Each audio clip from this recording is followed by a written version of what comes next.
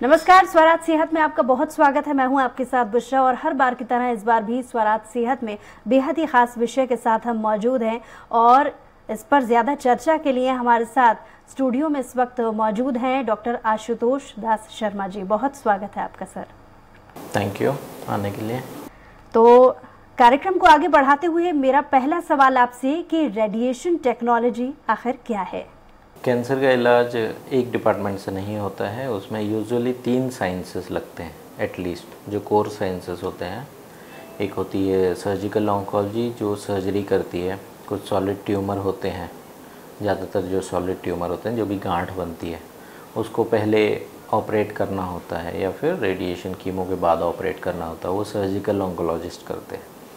एक होती है कीमोथेरेपी जो कि बीमारी को बाकी बॉडी में फैलने से रोकने के लिए हेल्प करती है। तीसरी होती है रेडिएशन थेरेपी जो बीमारी को लोकली कंट्रोल करती है, जैसे अगर ऑपरेशन हो रखा है तो उस जगह पे बीमारी वापस ना आए उसके लिए हम इसको कॉमन लैंग्वेज में सिकाई बोलते हैं। तो we do that radiation oncology में। या फिर कभी कभी क्या होता है, कुछ ट्यूमर या तो इतने बड़े होते हैं कि उनका ऑपरेशन नहीं हो सकता या फिर ऐसी जगहों पे होते हैं जिनका ऑपरेशन नहीं हो सकता। उन केसेस में we don't have an option of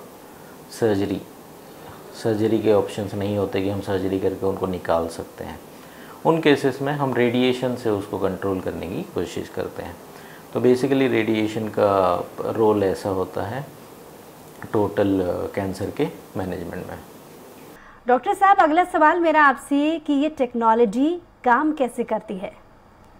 radiation basically electromagnetic radio waves होती हैं, इलेक्ट्रोमैग्नेटिक वेव्स, ओके, जैसे लाइट है वैसा, बट बहुत ज़्यादा एनर्जी वाली होती है, बहुत शॉर्ट वेवलेंथ की होती है। उनसे उसकी पेनिट्रेशन पावर बहुत ज़्यादा बढ़ जाती है। पेनिट्रेशन पावर मतलब जैसे लाइट है, लाइट अभी एक बैरियर को क्रॉस नहीं कर सकता है, कपड़ा ले लीजिए या दीवार ले लीजिए, लेकिन जैसे जैसे इलेक्ट्रोमैग्नेटिक वेव का एनर्जी बढ़ता है उसके में क्षमता आ जाती है कि वो चीज़ों को भेद सकती है।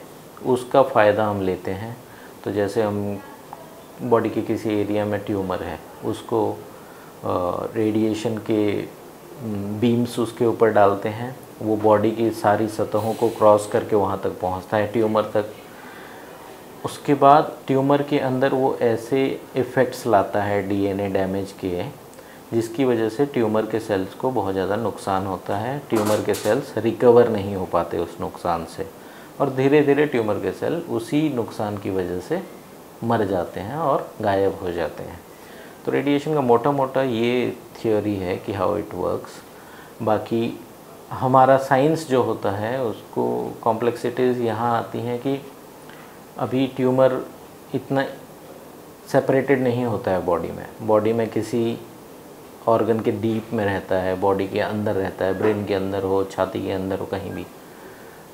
अभी रेडिएशन को वहाँ तक फोकस करना, जैसे समझ लीजिए पेट के अंदर ट्यूमर है तो उसके ऊपर रेडिएशन को फोकस करना और उसके आसपास में जो भी नॉर्मल टिश्यू हैं उनसे बचाना रेडिएशन को, ओके, उन सब के ऊपर कम प्रभाव पड़े और ट्यूमर के ऊपर ज़्यादा से ज़्यादा रेडिएशन डिपॉजिट हो पाए। ये होता है रेडिएशन ऑन्कोलॉजिस्ट का कोर जॉब, जो कि हम रेडिएशन प्लानिंग में करते हैं। हमारी हाई एंड टेक्नोलॉजीज़ हैं, IMRT, IGRT, SRT, SBRT, इन सब के मदद से हम उस गोल को कर सकते हैं कि हाँ ट्यूमर को हमको रेडिएशन पहुंचाना है और आसपास के जो नॉर्मल टिश्यू हैं उनको हमको मीनवाइल सेव करना है। तो बेसिकली रेडिएशन ऐसे काम करता है। तो चलिए इसी के साथ अगला सवाल मेरा आपसे कि आखिर कैंसर के कौन कौन से स्टेज हो सकते हैं और इसकी ज़रूरत कब पड़ती है?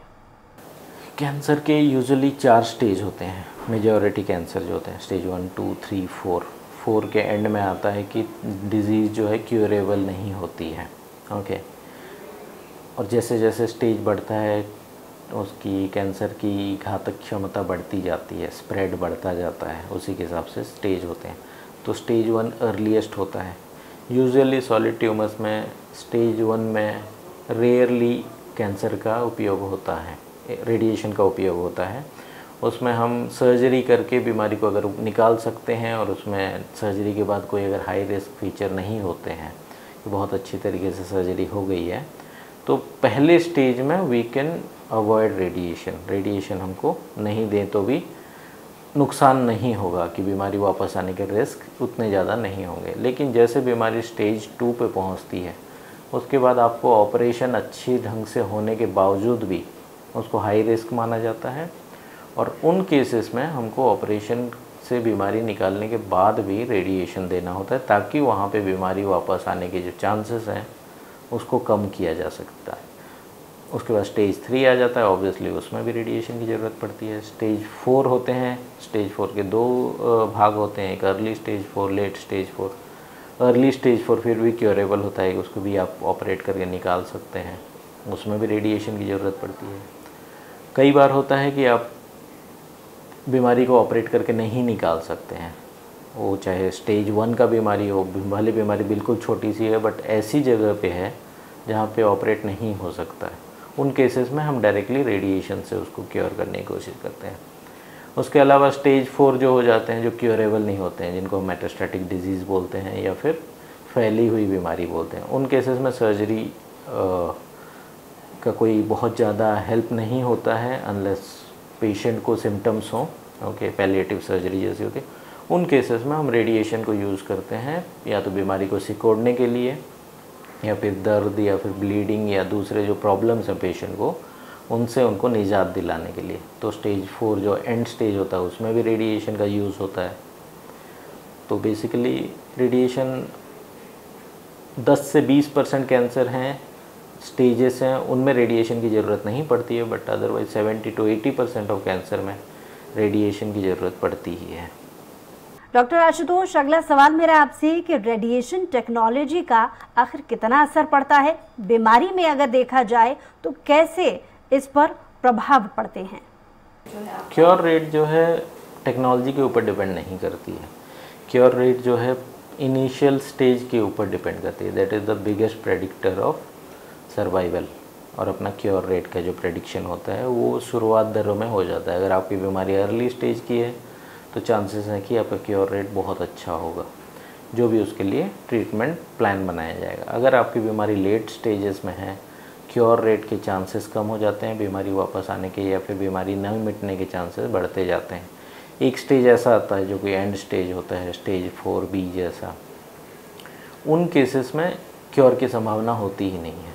उनको हम शुरू से ही डिक्लेयर करते हैं कि नहीं, ये क्योरेबल नहीं है, क्योंकि बीमारी जो है काफ़ी फैल चुकी है। तो रेडिएशन से, अगर क्योरेबल डिजीज़ है, रेडिएशन उसको हेल्प करती है, ऐसा नहीं कि इनक्योरेबल को क्योरेबल बना सकती है। जी, मेरे ख्याल से यही आपके सवाल का जवाब है। डॉक्टर आशुतोष, अगला सवाल मेरा आपसे कि रेडिएशन टेक्नोलॉजी का बॉडी टाइप या जेंडर की बात की जाए तो कैसा असर इस पर होता है? क्या इसके लिए इलाज संभव है? रेडिएशन, इवन कीमो, सर्जरी, ये सब बहुत पावरफुल ट्रीटमेंट है। ओके, तो जो बॉडी टाइप वेरिएशन होते हैं या फिर जेंडर वेरिएशन होते हैं, मॉलिक्यूलर वेरिएशन होते हैं, उतने ज़्यादा इसको रोकते नहीं हैं कि आप अगर रेडिएशन दे रहे हैं तो सामने वाले में जितने भी डिफरेंसेस होंगे it will work more at less, 19-20 जैसा ही डिफरेंस होगा। तो ये काफ़ी कारगर होता है। ऐसा नहीं है कि किसी टाइप में काम किया, किसी टाइप में काम नहीं किया, यूजुअली नहीं होता है वैसा।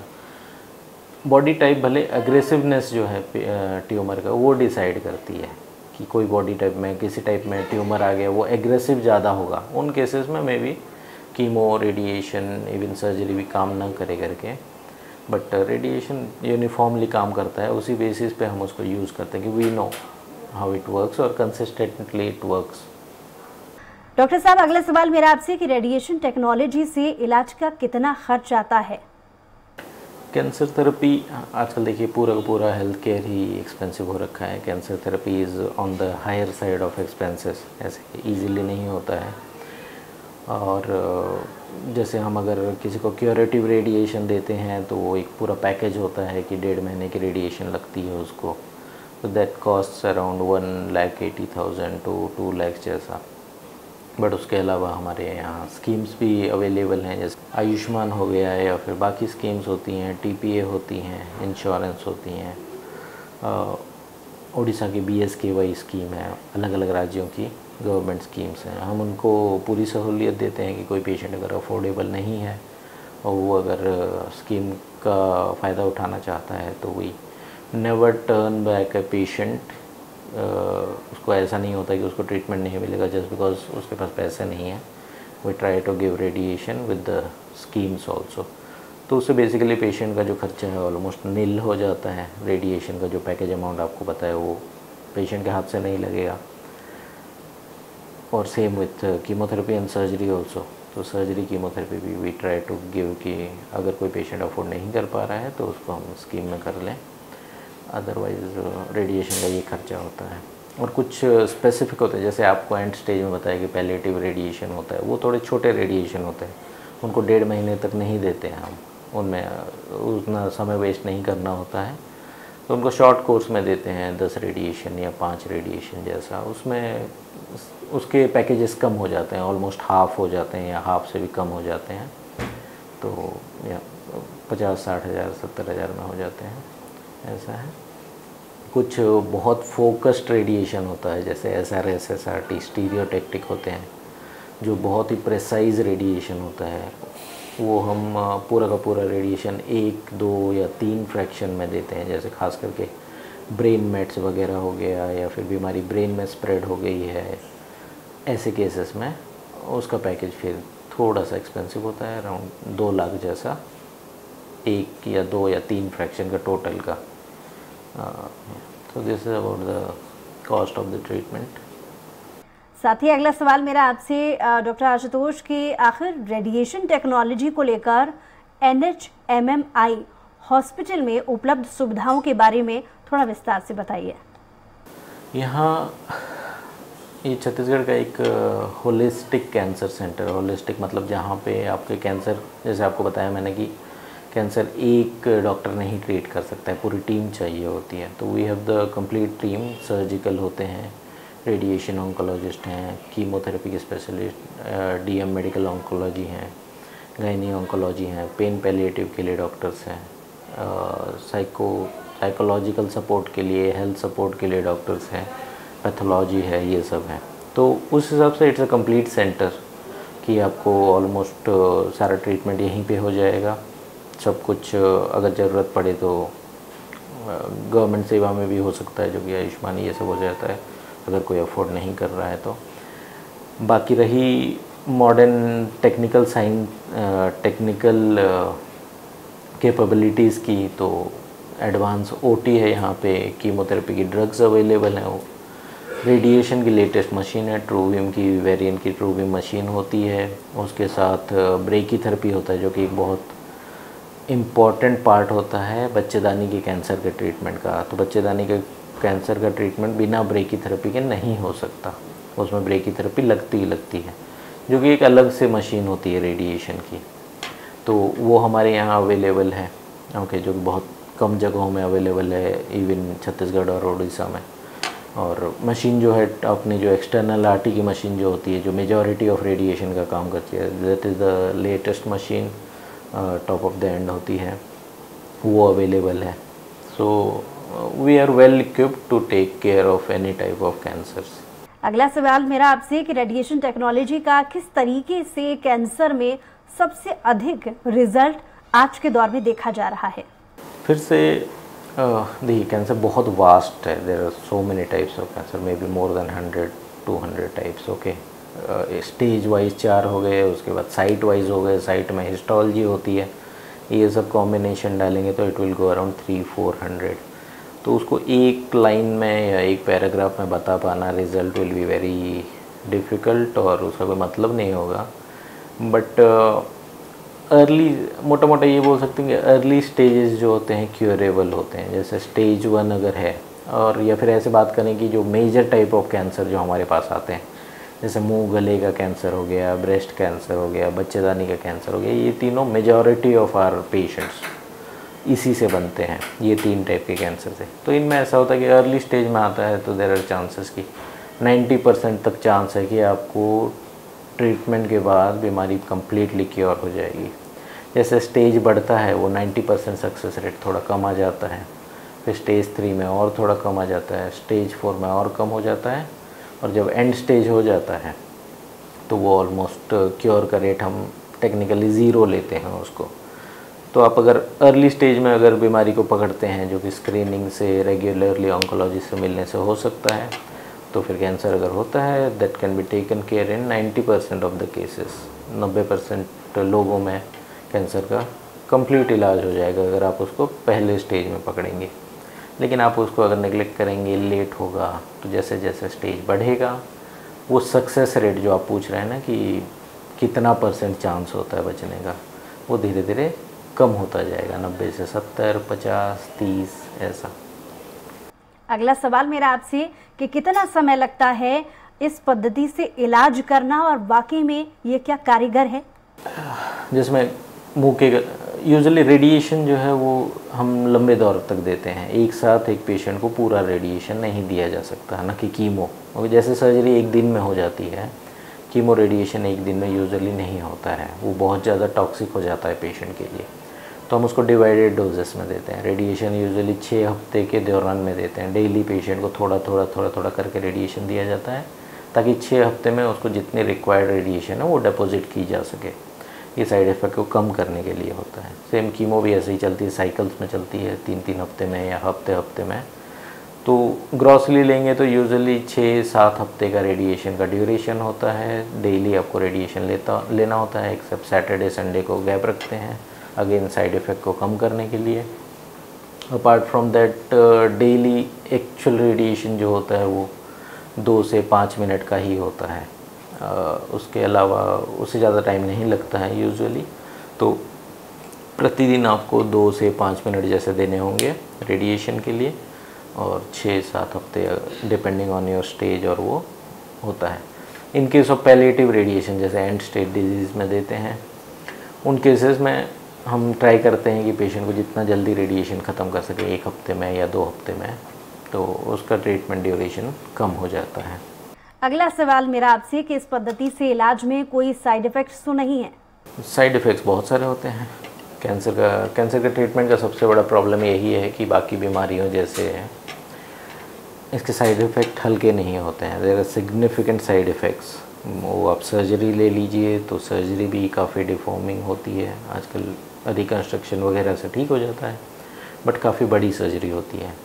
कीमो के भी साइड इफ़ेक्ट्स होते हैं और रेडिएशन के भी साइड इफ़ेक्ट्स होते हैं। तो radiation itself is very dangerous, वो बहुत घातक होता है, इसको लाइटली नहीं ले सकते हैं। हम उसको यूज़ कर रहे हैं ट्यूमर को मारने के लिए, बट क्योंकि ट्यूमर तक पहुंचने के लिए आपको बाकी शरीर को भी अफेक्ट करना पड़ता है। उन केसेस में रेडिएशन के डैमेजेस होते हैं। जैसे मुंह के कैंसर की बात करें तो मुंह के कैंसर के ट्रीटमेंट के ड्यूरेशन में ट्यूमर को मिटाने के चक्कर में आसपास में मुंह में छाले हो सकते हैं, स्किन में कलर चेंजेस हो सकते हैं। ब्रेस्ट में रेडिएशन दे तो ब्रेस्ट में थोड़ी सी फर्मनेस हो सकती है, स्किन चेंजेस हो सकते हैं। पेट में अगर रेडिएशन दें तो हल्के फुल्के लूज मोशन, दस्त जैसे हो सकते हैं। स्किन के चेंजेस हमेशा आते हैं। तो ऐसे कुछ साइड इफ़ेक्ट्स हैं उनके, जो कि हम जब भी कोई पेशेंट आता है वो उसका किस साइड का बीमारी है उसके डिपेंडेंट उसको जो जो साइड इफ़ेक्ट हो सकते हैं, हम रेडिएशन देने से पहले या कोई भी ट्रीटमेंट करने से पहले, कीमो या फिर रेडिएशन या सर्जरी, उसको समझाते हैं कि आपको ये साइड इफ़ेक्ट हो सकते हैं, ये तकलीफ़ें हो सकती हैं। और जब वो पेशेंट सब कुछ समझ जाता है उसके बाद ही हम रेडिएशन चालू करते हैं। तो डॉक्टर आशुतोष, अगला सवाल मेरा आपसे है कि सावधानियां क्या क्या होनी चाहिए इलाज के दौरान जो एक मरीज़ को बरतनी चाहिए? पहले तो डॉक्टर ने जो जो बोला है उसकी सलाह मानिए, है ना, क्योंकि हम सब कुछ समझाते हैं कि आपको किन किन चीज़ों से बचना है, क्या आपको परहेज़ रखना है रेडिएशन के ड्यूरेशन में। तो यूजुअली यही है कि सारी जगह पे स्किन पे इफ़ेक्ट आते हैं रेडिएशन के। सो स्किन का केयर करना होता है, जैसे टाइट कपड़े ना पहने, नहाते वक्त लूफा वगैरह, या फिर ज़्यादा घिसे नहीं। अगर मुंह में रेडिएशन लग रहा है तो शेविंग वगैरह अवॉइड करते हैं। ये स्किन केयर हो जाता है। बाकी साइड पे डिपेंडेंट होता है। मुंह के ट्यूमर वालों को अलग प्रिकॉशंस लेने होते हैं, पेट वालों को अलग लेना होता है, छाती वालों को अलग होता है। Its vast thing. तो जनरलाइज्ड अगर बोलें तो हाइड्रेटेड रहना, पानी ज़्यादा से ज़्यादा पीना है। न्यूट्रिशन अपना बरकरार रखना है कि जैसे वेट लॉस ना हो, हाई प्रोटीन डाइट हो, हाई कैलोरी डाइट हो, स्किन का केयर रखना है, पॉजिटिविटी रखनी है कि बीमारी ठीक हो जाएगी और जो भी एडवाइस ट्रीटमेंट है उसको कंप्लीट किया जाए मेजॉरिटी, और तंबाकू से बचा जाए ड्यूरिंग ट्रीटमेंट से पहले, ट्रीटमेंट से बाद में तंबाकू से बचा जाए। मेरे ख्याल से यही जनरल गाइडलाइंस हैं to complete the treatment successfully. तो डॉक्टर आशुतोष दास जी, बहुत शुक्रिया हमारे साथ इस खास कार्यक्रम में शामिल होने के लिए, और उम्मीद है कि जो तमाम दर्शक इस वक्त हमें देख रहे हैं उन्हें उनके सवालों के जवाब ज़रूर मिले होंगे इस कार्यक्रम को देखने के बाद। और इसी के साथ ही हमारी खास पेशकश स्वराज सेहत में आज के लिए इतना ही। देखते रहिए स्वराज एक्सप्रेस।